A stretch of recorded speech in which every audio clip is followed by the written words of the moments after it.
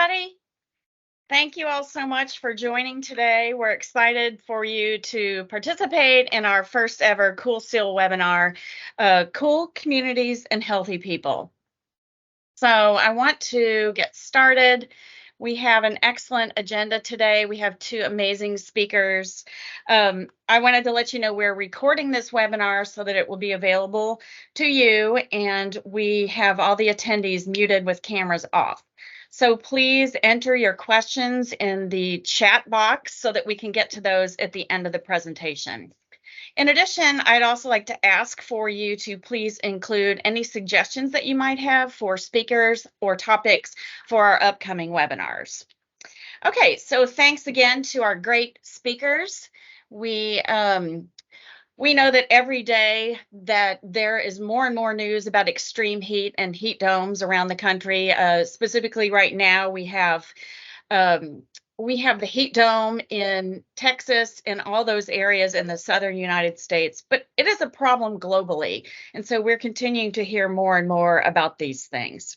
And it's only getting worse because the urban heat island effect is amplifying temperatures as they increase year on year.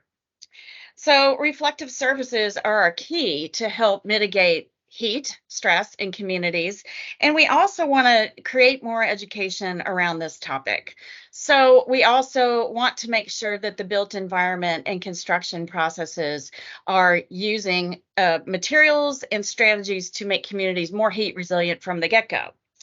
So one of the key things that we're doing as part of this strategy is raising awareness about various heat mitigation efforts. So in addition to greening, we see so many cities and communities focusing on trees and green infrastructure, rooftop gardens, and these things. But we also know that there's passive cooling strategies such as cool roofs and walls. And then most recently, we're seeing much more use of cool pavements. So we're going to be talking more about that today. So one of our goals is to create collaborations across sectors and build momentum. So be that with different industry groups or others that are advancing the subjects of sustainability and resilience, including umbrella groups and these types of organizations. So there's also the need for more innovation in this space and research on cool pavements specifically so that they can be even better and available and cost effective for end users. So to this end, we're promoting and actively looking for cool pavement demonstration and pilot projects. We have quite a lot going on right now. Wow, it looks like we're having issues with some people hearing me, although many can't. So I'm going to carry on. I'm not sure how we can resolve this issue. I will say that myself, sometimes you have to kind of come in and out, but I'll leave that to Davis, who's moderating the chat box right now. Okay, so yes, promoting research and furthering activities for people to see cool pavement on the ground, because I think it's one thing to watch the videos and see people using it in photos and such, but actually having a chance to see it on the ground is really important. So again, actively looking for cool pavement demonstration pilot opportunities, so reach out if you're interested in that. So while we're raising awareness and creating education opportunities, promoting collaborations, we're also engaging with the research and academic communities so that as they advance heat options, we can then bring those options and share them with communities and stakeholders that are trying to make their areas more heat resilient. And of course, the health benefits that we'll be hearing about from Jenny. So cost is often a barrier for the use of innovative materials. And we see this most commonly with cool pavements. It is more expensive than traditional, but one of our goals is to help find funding opportunities. And we know that there's a lot of money coming out of the federal government right now that we can help access or help users access to those of you that are in that area. So so we want to be leaders in this area and be able to solve all these issues or contribute to solving these issues around creating awareness, getting the education out there, and promoting collaborations as well as research and innovation efforts. So now I can turn it over to Davis, who is going to share some information on the background of Cool Seal. Thank you, Maria. Thanks for joining us today, everybody. Just a little bit of background before we get into our speakers. Our product Cool Seal was originally developed back in 2012, and recently we have been doing a lot of projects with municipalities. Most notably, we just crossed 100 lane miles applied in the city of Phoenix of cool pavement with it's our fourth year of that program. We have many new municipal projects that have come online this year in cities like San Antonio that you'll hear from Murray Myers about. We have Nashville, Tennessee, Philadelphia, Pennsylvania, Cincinnati, Ohio. This is a recent project in the city of Elk Grove, California, near the Sacramento area. And we had our first municipal project in the country of Singapore happen early this year. And we're continuing to work on some product innovation as well. We've got our Cool Seal product that many of you may know, and we've been developing for the last decade plus. We've also got some new mix designs where we're tweaking things with different aggregates and colors and things like that, because we realized that there's not a one size fits all for one particular product. Some things thrive better in different types of scenarios, whether it be higher traffic or more worn pavements, that sort of thing, or things like slurry designs and those sort of things. So we've got many more innovations to come. We'll be announcing some things here shortly. We'll keep you in the loop as to those, but we're wanting to make sure that we're addressing urban heat, not only in neighborhoods, but also on heavy traffic roads, and as well as roads that may need more than just a surface treatment, that may need a little more tender loving care than just what a coating can provide. So we're working on having all-encompassing solutions for all asphalt surfaces, no matter what type of traction and all those sort of things. So as Maria mentioned, we are going to have two speakers upcoming here. Questions for those of you that have joined, feel free to ask in the chat as we get going. And our goal is with these webinars is to continue to educate about urban heat islands, not just about cool pavement, but all encompassing about UHI, and bring in industry experts like we have today. So look out in the future. We'll be having some more webinars here the next couple of months, and we'll continue to educate. And if anybody's interested in speaking at a future webinar, feel free to reach out. We're happy to hear from industry as well. And with that, I will kick it over to our first speaker, Jenny Vanasse from Arizona State University. She is an associate professor in the School of Sustainability. Her and her team have been a leader in urban heat island research and have conducted some very detailed research about urban heat, and have worked on a lot of things with City of Phoenix as well that I'm sure she'll be talking about. And we're grateful to have her today. And with that, we will let Jenny take it over, and appreciate you coming on, Jenny.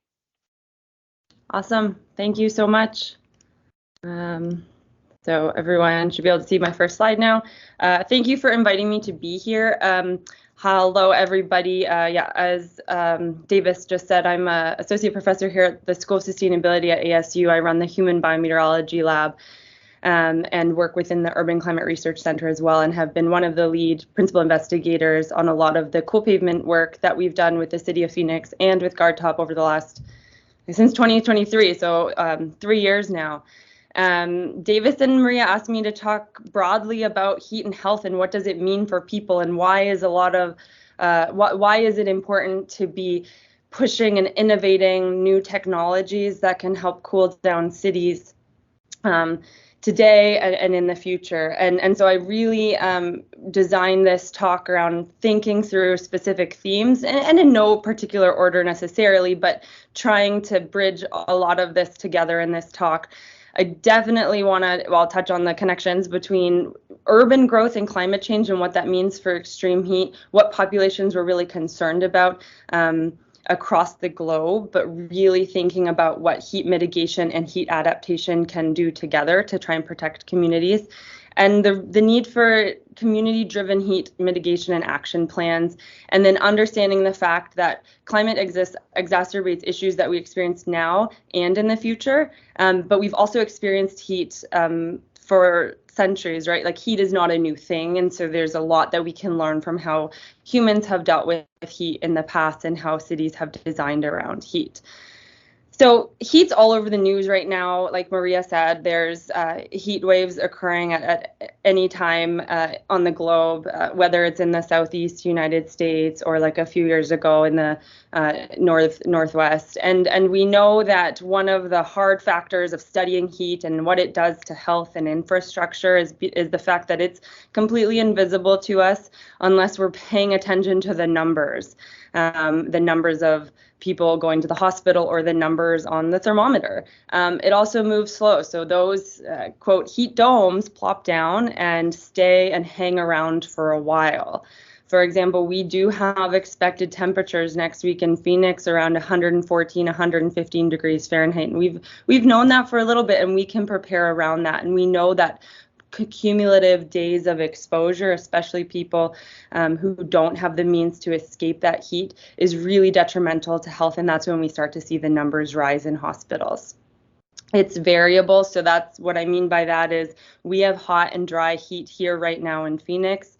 A lot of places in the Southeast right now are experiencing really hot and humid heat. And those different flavors of heat do affect the human body differently. And that's really important to account for when we're thinking about heat adaptation or heat mitigation design strategies. We know it's deadly. However, the other really important factor to keep in mind is that all heat deaths are preventable. And there's a way to recognize and prevent those deaths and do more to help those who are most vulnerable. And I think every city's goal could be to reduce the number of heat deaths to zero. And right now it's far too high. So I'm going to start off with just thinking about those temperature trends. And I know a lot of people listening will know a lot about the urban heat island.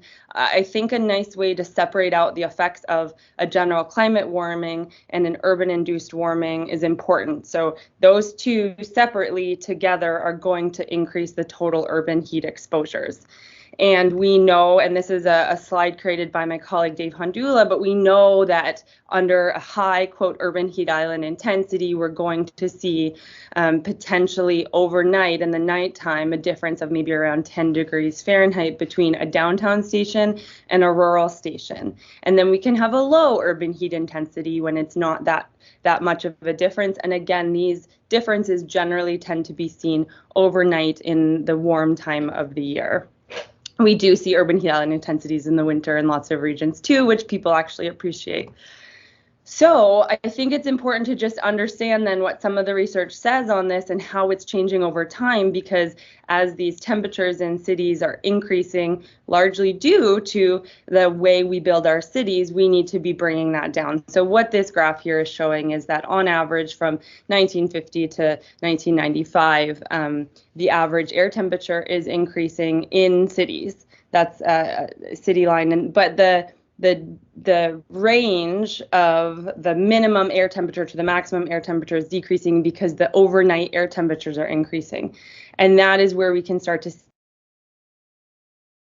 time. If we look at a rural station, we don't see this. We see a slight average increase in air temperature, which we could attribute then to the global signal of climate change, and then an insignificant change in that diurnal range, showing that it's not having those impacts from the retaining of the heat in the city.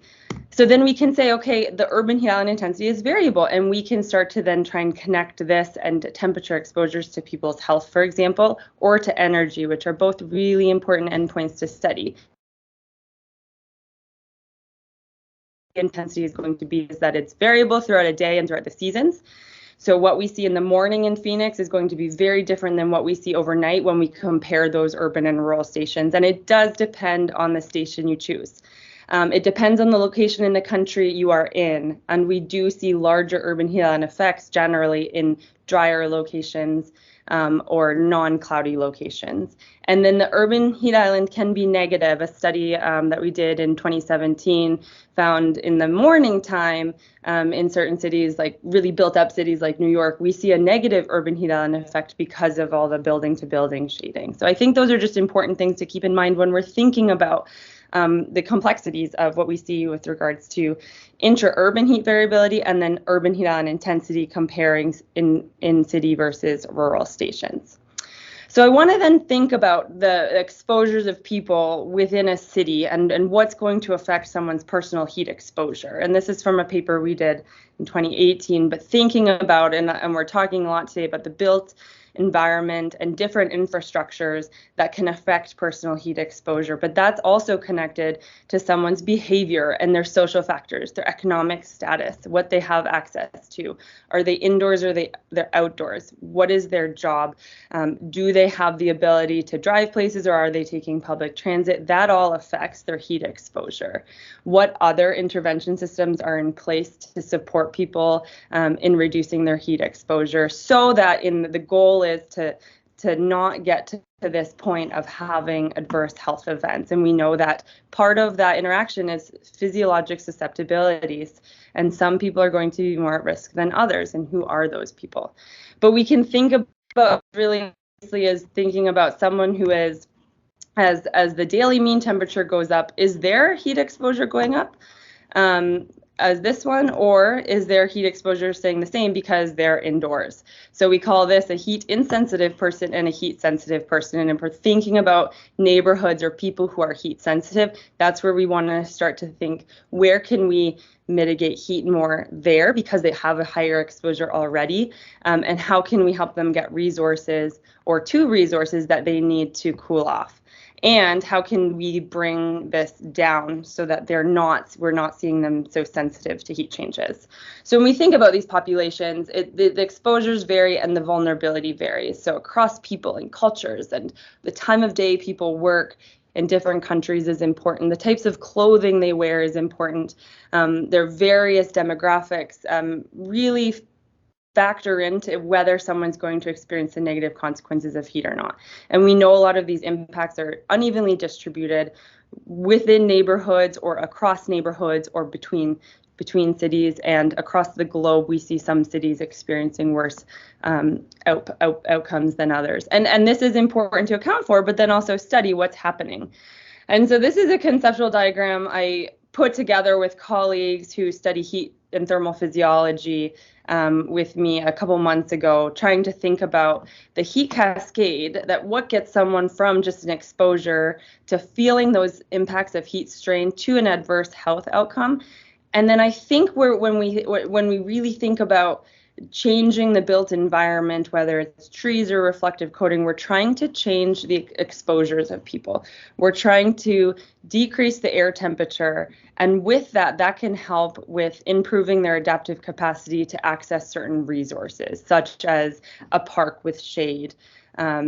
And then, so as we add in sensitivity then of an individual, we're going to get to heat vulnerability. So if we really want to make a difference in what we're seeing in terms of the numbers of people experiencing heat illness and death, we really need to address a lot of factors beyond just thinking about infrastructure. That's one piece of the puzzle, and I think that's a main concept throughout this talk, is that we have to be thinking together. There's not going to be, I know you hear this all the time, there's not going to be this one size fits all solution that's going to solve everything unless we just like air condition everywhere, but that doesn't work and is impossible when we think about sustainability and energy. So thinking about then that variability, it works across the lifespan, and who's pregnant, who's a kid, who's a baby who doesn't have the ability to change their location. Then we have athletes, people of different physical abilities, those who are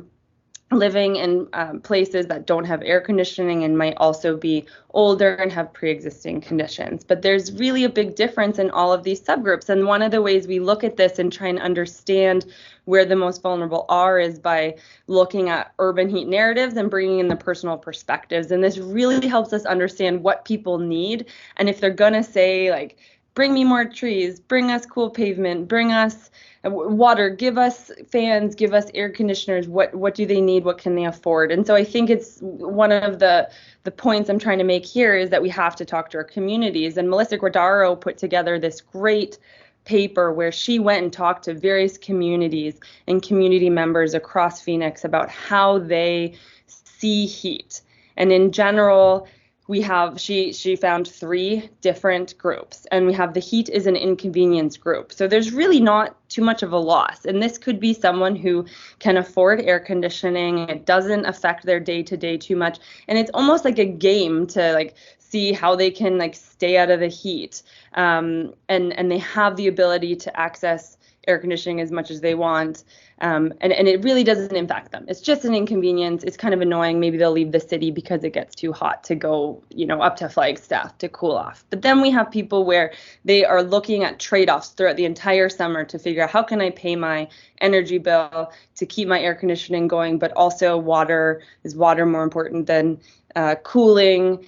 They really manage their exposures carefully and their thermostat very carefully. And then we have the group where heat is a catastrophe and they have this unavoidable outdoor exposure. They probably can't afford to be thermally comfortable indoors. They might have feelings of overwhelm and depression because of heat being present so frequently in their lives. And I think a last group that wasn't interviewed in this is people who don't own homes and are unhoused, and that is also a complete disaster for a lot of the unhoused population.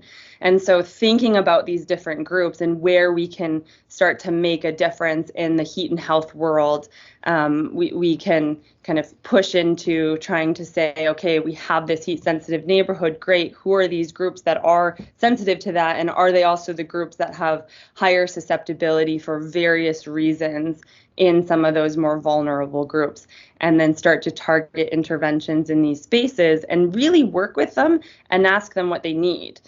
And this is where work, again, by Melissa Guardaro and a team across the county health department and community members and many residents really put into action community co-development of heat action guides, where then they are also giving input to learn. They can learn about different heat mitigation technologies or heat action plans and what they would do in their neighborhood or what they would like to see from their city put in place in their neighborhood to help mitigate the heat. And everyone has really interesting or different responses. And you can see in this image here, they're working to map out in their neighborhood where certain amenities are or where they would like to see more amenities, whether it's a water fountain, a tree, a shade sail, or other built infrastructures that could help. And at this time, there was no cool pavement in the world. This was published in maybe 5 to 7 years ago, so it wasn't something I was aware of, at least when Melissa did this study.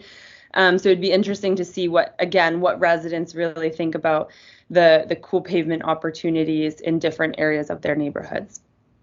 So with that, a lot of it's moving, and all cities can kind of think this way, from a city to a cooler city, and working on those community or neighborhood level heat mitigation and adaptation plans. We really focus on heat readiness. So that's beyond just heat mitigation, but what are you going to do when there's a devastating heat wave in place or the electricity goes out? What can a school do? What can a neighborhood do? What can a city do? And where does emergency management take or play a role in that? And then a lot of them are really into prioritizing shading on routes where people walk, right? So we can think about the sidewalks, and we can think about the bus stops, and we can think about through the parks and where people really want to be walking, biking, and still trying to spend time outside, or they have to spend time outside because they use public transit.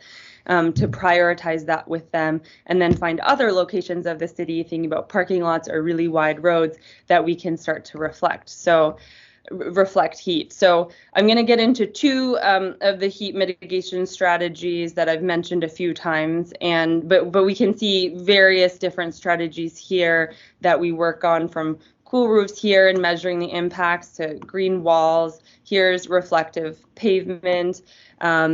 And lots of trees and shade, to the solar parasols that are throughout ASU's campus to provide both shade for cars, but also use the energy from the sun to create power. But with shade, my colleague, Dr. Ariana Medell, did a study in 2021 looking at, I think it was something like over 150 types of shade and different types of trees throughout the Tempe area, looking at lightweight or engineered structures, so shade sails versus natural, so trees versus urban form. And urban form is a really nice way to leverage buildings that are already in place for shade that they provide.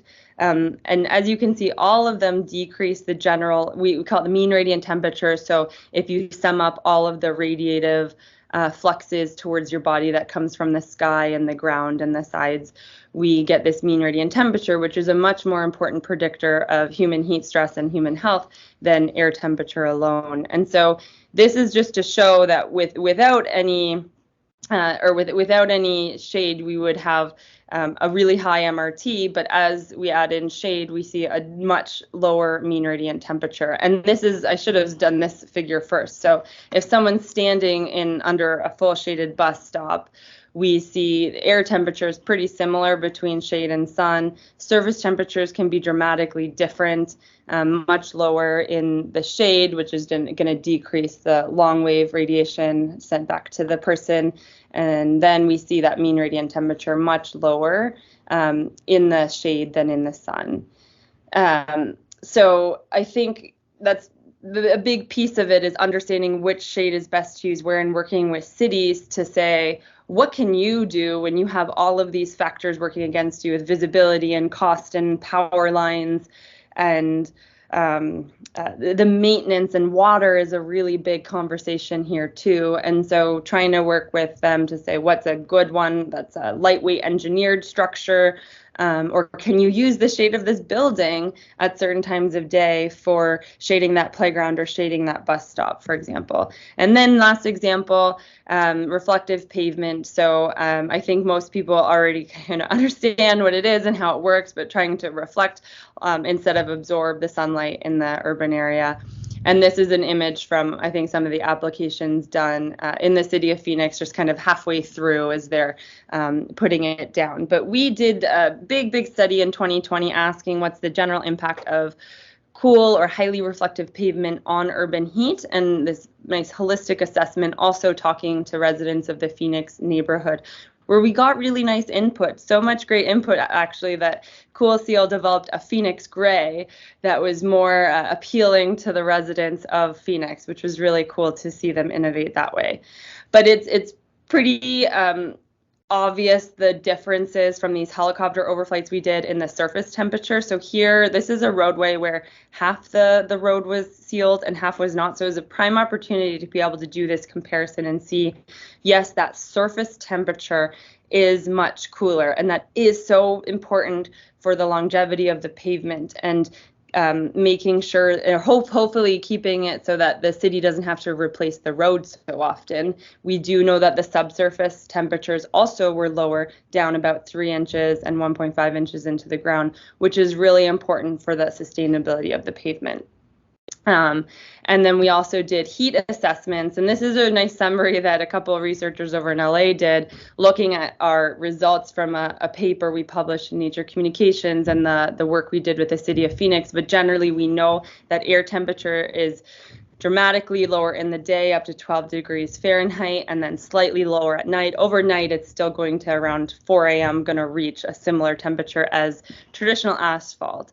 And then when we compare the traditional asphalt to reflective pavement, so far we've only seen slight decreases overnight in that air temperature and not too much change in the day. And we're still trying to find ways that we can pick that up in this open system where air is mixing, and how can we measure that better. And then with mean radiant temperature, we don't really see much change in the night, but we do see a little bit higher mean radiant temperature in the day because of that reflective shortwave that can really go up and hit people, and that increases their exposure to solar radiation. So thinking about that, we understand people are not going to be walking in the middle of roadways, and we hope that we can provide shade for them on sidewalks that they would be walking on. And then we kind of just say, try to not put a reflective coating in a place that's going to have really high foot traffic in the middle of the day, such as a plaza or a park or a playground.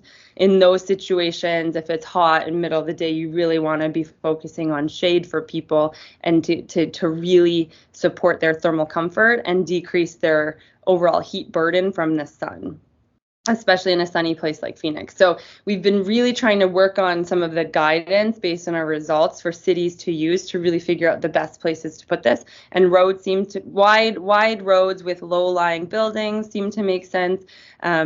Wide parking lots that don't have shade over them already seem to make sense, because we need the sunlight to interact with these surfaces to be able to do their job, essentially. So I'm going to wrap up with this slide, thinking about these goals and considerations for health and reducing heat stress for people. And I created this little matrix where we can think about what's extrinsic or intrinsic to a person and what's non-modifiable and modifiable. And I think that urban design and how we change our cities and what cooling infrastructures we add really fits in to this. We have an ability to modify it. It can really change, especially radiative properties and wind direction and speed. And it's extrinsic to a person.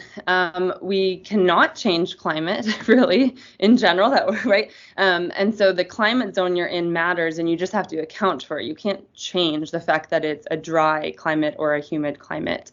And then with people, you can just try as much as you can, depending on the location you're working, to account for things like acclimatization or their own fitness level. This matters more when we're working on heat warning systems or working with outdoor workers or athletes or hikers who really need to understand the intrinsic factors that could make them more at risk for heat illness. But all of these interconnect to really predict whether someone's going to experience some devastating effects from heat. And it's important to figure out what can we change versus what can't we change, I think, and then really work to change what we can in a good way. So with that, I will wrap up, and thanks for this opportunity.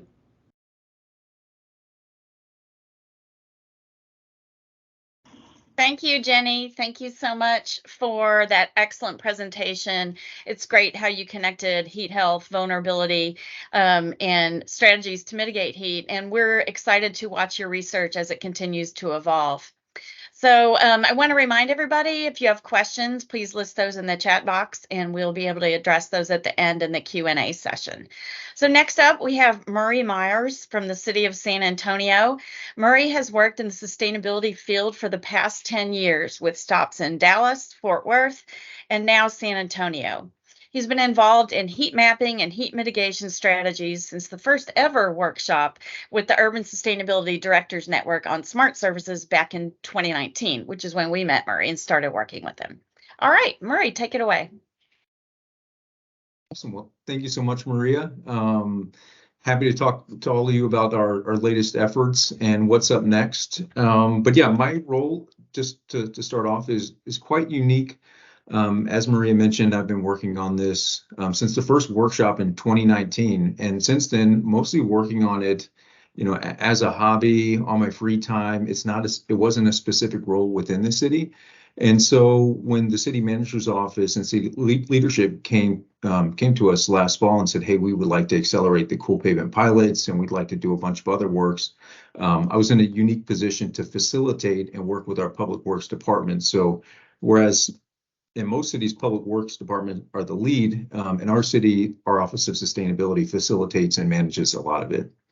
So in terms of our journey, I'll cover a couple of our projects. For us, of course, it started with our Climate Action Plan in 2019, which was passed.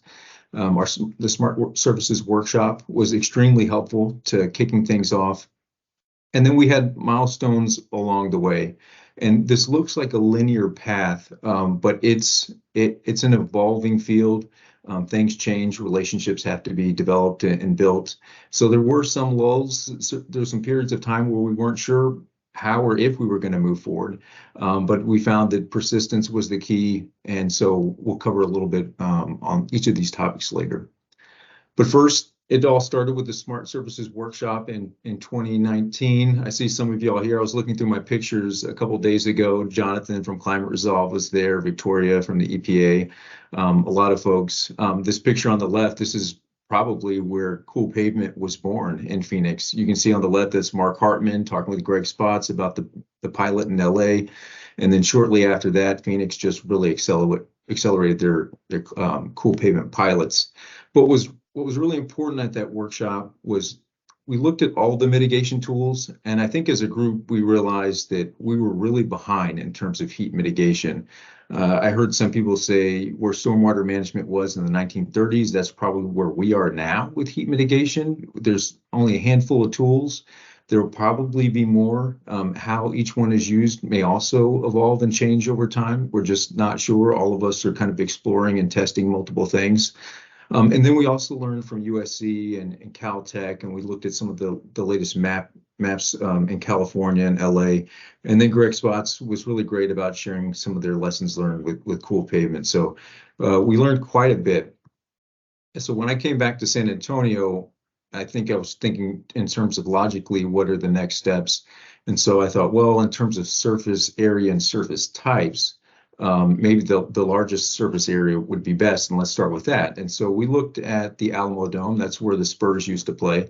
They have massive parking lots. So at that time, we were talking with Davis and others about some cool pavement options, and then realized at that surface area, first time in San Antonio, it's expensive. There's a lot of hesitation, a lot of questions. And so we started looking at other options. We talked with the library. The library was really interested in testing out cool pavement. On the right here, you can see this is one of our libraries here. And what was unique is it would have given us the opportunity to test multiple sealant types in one study. We had asphalt, we had concrete sidewalks, we had vegetative cover, and we had cobblestone all in one area. But as we talked more and more, we learned more about the department's concerns. It was also during COVID, so a lot of departments just didn't have the budget to test out something like cool pavement. You can see here on the left is another example from the library. They were on board from the very beginning. They understood cool pavement. They knew how it worked. They wanted to try it out. Another department is our downtown operations. And you can see here on the right, this is one of our city parking garages, another service type we wanted to test out. And so for a year and a half, we talked with probably 3 or 4 departments about multiple options, not just cool pavement, but tree canopy, cool roofs, things like that. And we slowly found a resolution between us and Public Works. So we talked with them all throughout that time period. They weren't ready yet for a number of reasons. We had a winter storm that came through in early 2021. They had staffing issues. And at the beginning, to be honest, there was a little bit of analysis paralysis. We looked at several street segments. We looked at equity, we looked at heat. The list started out with maybe 200 potential sites. We tried to narrow it down to 20, and then we still thought, well, maybe we need some more data. What about pedestrian counts? Or are there a lot of pedestrians taking these streets? And so we just kind of went back and forth over options for months. And then one day, someone from Public Works said, hey, what about this area on Hayes Street Bridge?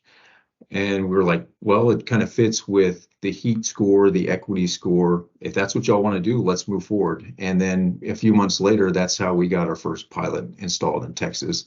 And again, we worked with Guardtop on this. They supplied the material.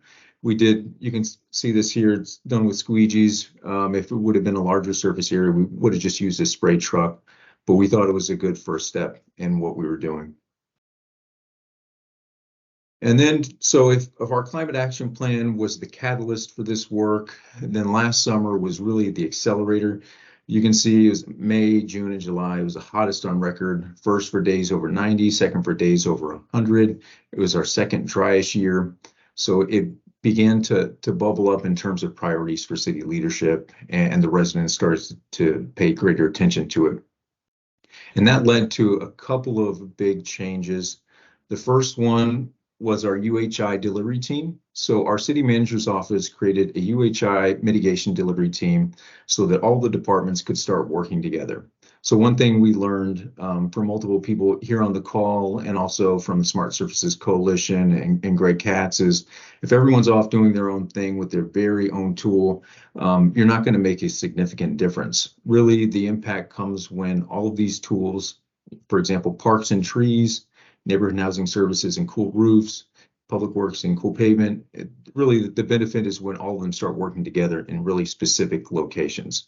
So we pulled all these departments together. It was led by our city manager's office, and it's facilitated by us, the Office of Sustainability. And what we do is we meet bi-weekly. Our city manager's office is really adamant about continuous meetings so we can check in on all the departments. Each department is also required to develop their own work plan. So we started talking with the departments and we said, hey, this is a requirement from the city manager's office. And they were like, well, what's a UHI work plan? What is this? And we explained, well, you need objectives and targets related to your mitigation efforts. And then they come back with, well, what's an objective and target? So some of this was a learning process. It took time. We talked with each department one-on-one and we said, what are your current programs? Let's first document that so we can pull all this together into one document. And then let's talk about some of the things you want to do moving forward. So for example, human services, they oversee our senior centers.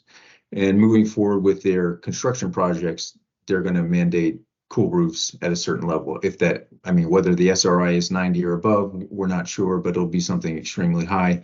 They would like to incorporate green infrastructure, increase the number of trees they install on every new senior center. And so we started to see objectives and targets were going well. So we started to unify them and get the departments to work more cohesively together. And I'll talk a little bit more about our phase 2 pilots coming up. But we also took this time to talk about data sets. We also found out that multiple departments had their own data sets and some of them had their own dashboards. So everyone was kind of using their own game plan. It was like one team using 5 different playbooks.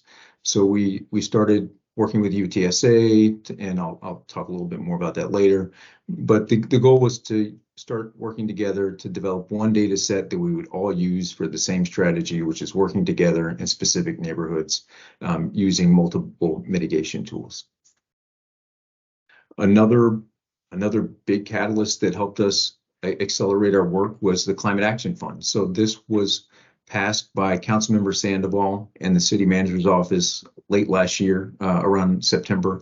It's $8 to $10 million annually for climate action under these 4 categories here. So you can see business incentives, UHI mitigation, leveraging the incoming federal funding, and then small grants to community organizations. So far this year, we've spent about $3 million, about $1.5 million for grants for community organizations like schools. And then we've spent about $1 million on UHI mitigation. So getting the cool pavement pilots going, doing the studies with UTSA, getting the research with UTSA. And so it's gone well. It's still a work in progress, but we anticipate possibly, $2-3 million at least next year for UHI mitigation. Now, it probably won't be for cool pavement, it'll be for multiple tools.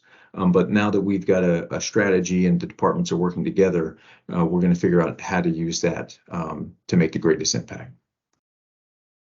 And in terms of our cool pavement pilots, you can see it's a little complex compared to other pilots. We have 10 pilots, 1 in each council district. We're using 4 products: GAF, GuardTop, PaveTech, and SealMaster. And early on, just again, another benefit of that Smart Services workshop, we connected with Jonathan at Climate Resolve, and we were like, hey, we've heard from all these product manufacturers. We're not going to take them by their word. What have you seen? What are some top products you've seen? Are there any others we should consider? We also reached out to the city of Los Angeles, city of Phoenix. We talked with Ryan in city of Phoenix. Hey, what are your thoughts on these products? And so we felt pretty comfortable moving forward with these 4.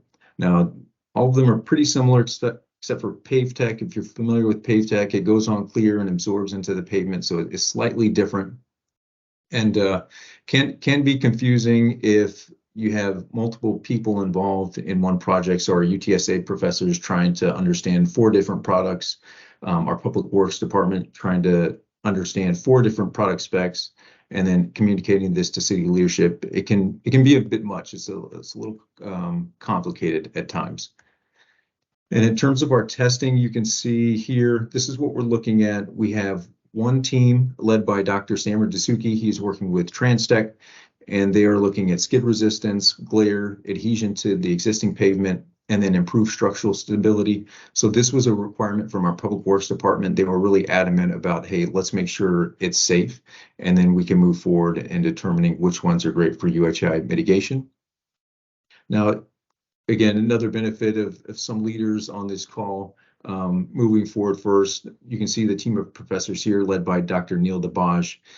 He reviewed Arizona State's study and methodology really closely to try to duplicate what they had done in Phoenix here in San Antonio. So you can see some of the same factors that they're looking at, not just surface temperature, but air temperature, wet bulb temperature. They have a net radiometer looking at reflective radiation as well.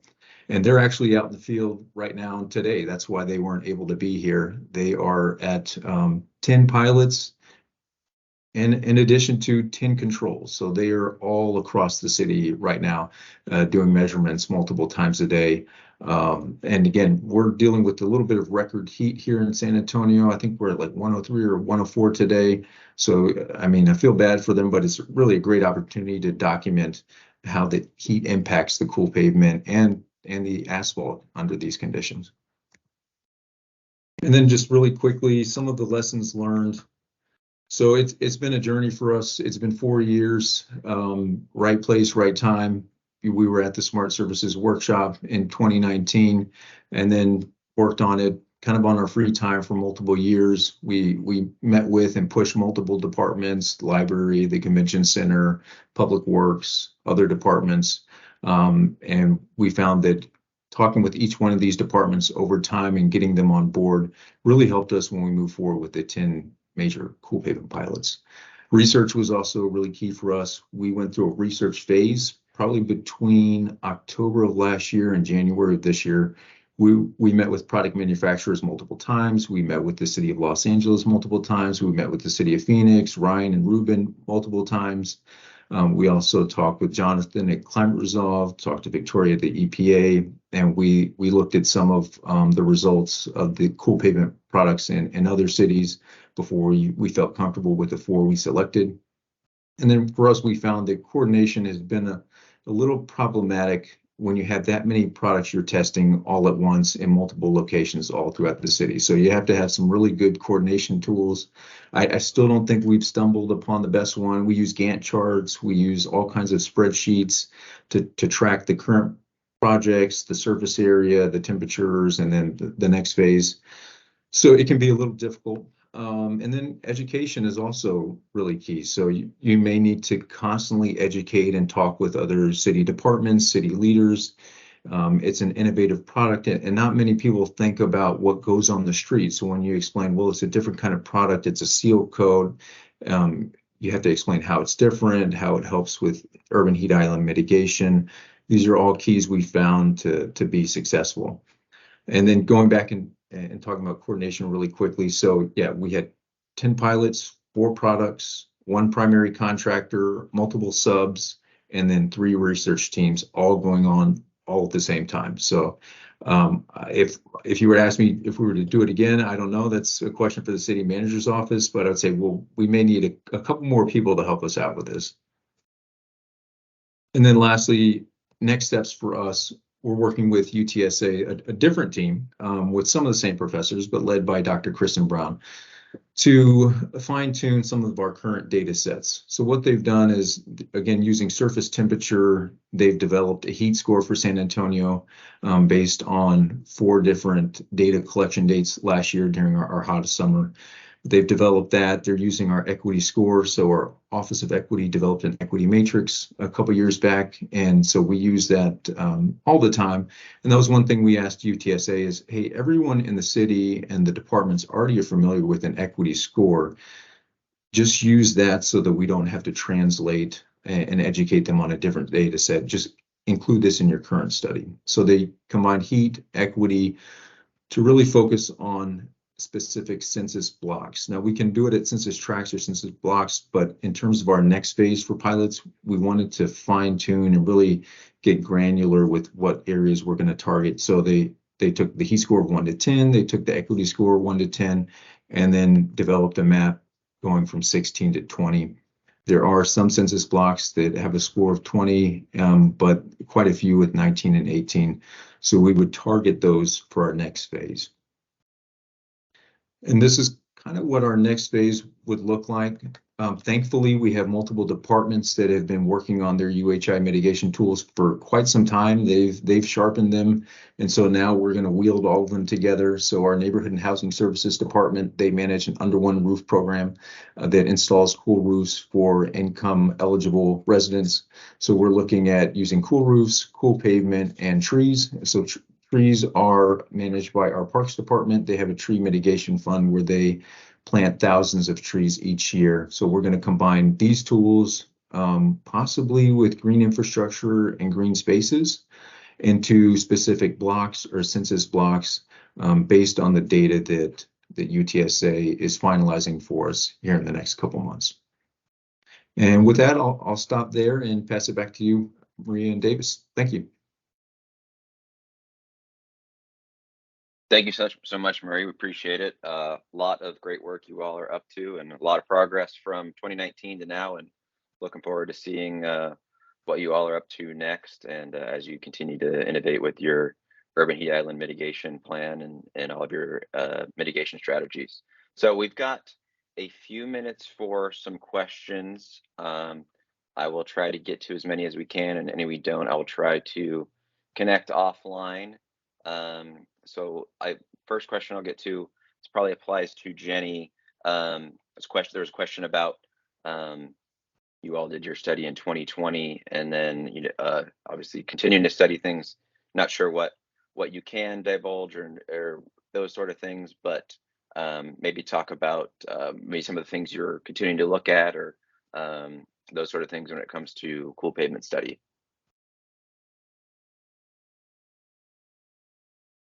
I think you're on mute there, Jenny. There we go. Okay, great question. So last summer we did more work to really try to use much more advanced air temperature sensors at different heights to try and detect differences that could occur between neighborhoods with cool pavement and neighborhoods without cool pavement. We are not really allowed to share those results yet. In general, we didn't see much difference from the 2020 study, but I really think part of the issue is finding the right weather type day. And we dealt with a really strong monsoon here in Phoenix last year, and I really think trying to repeat that study again on freshly built neighborhood versus a dark asphalt coat neighborhood could be really beneficial, recognizing those could be best case scenarios, but we really need that really sunny, really calm day where we don't get any monsoonal effects. And so right now it's good, and we could try and see, where Phoenix could have us do that. But I think that's one of the biggest challenges in doing some of this field work around air temperature. The surface temperature and mean radiant temperature aren't impacted by the wind and mixing of air, and the air temperature is, and to really start to pick up those effects is tough. But we really want to be able to provide real world data to cities to do that. One of the pieces of data that I did just look at was our UV assessments that I did last summer, and I can definitely share that. We see a pretty low reflectivity of the general UVA, UVB, weighted spectrum, and UVB over the cool pavement, which is great. So a lot of people from the public ask, is it increasing the UV reflection? And when you get to those low wavelengths below 400 nanometers, the cool seal by guard top is absorbing a lot of those really low wavelengths, which is really good to see and really promising. So I think the reflectivity there was between 6 and 7% in the middle of the day, around 12:30 to 1:30 p.m. on a very high sun angle mid-June day last summer. So that's what I'm really excited to report too, which is a really important component of human health. But the solar radiation reflection that we measure with the net radiometers is from 400 nanometers onwards into some of the near infrared wavelengths, and that's what we see as that's what we want to be reflected back up to space, and that's what we don't want to be reflected at people necessarily in the middle of the day. So I think that those differentiations and variables are important. And then the last thing I'll mention that we're really trying to do more of over time is study the solar reflectivity, so that SRI value over time, to see how it might be changing in the neighborhoods and think about that potential degradation and even what the city can do to maintain that reflectivity. And what role does rain play? Because it does play a really important role. And we got lots of rain in the winter, but we haven't had rain here since mid-March. So then the streets get really dirty. And maybe there's more that the streets department can do to be cleaning off those reflective pavements so they can do their job better. Because when they get dirty, they're gonna absorb more of the sunlight. So then the SRI values goes down. I'm gonna put in a study we published recently from the Phoenix 2020 work that gets into some of those SRI values over time and other results from our data. And it's an open access study based on all of that work.